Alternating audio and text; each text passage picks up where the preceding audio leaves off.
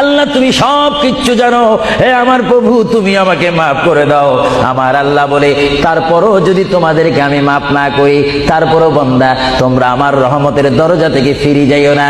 আমি তোমাদেরকে হুকুম দিচ্ছি, ওয়ালাউ আন্নাহুম ইয যালামু আনফুসাহুম জাউকা, বান্দারে যদি গুনাহ করে ফেলো আমার রহমত থেকে মুখ ফিরে তুমি চলে যাইও না।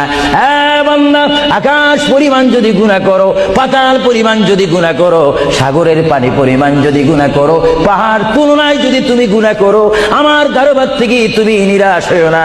বান্দা, আমি তোমাকে একটি রাস্তা পাঠাই দিচ্ছি, একটি পথ তোমাকে আমি দেখাই দিচ্ছি।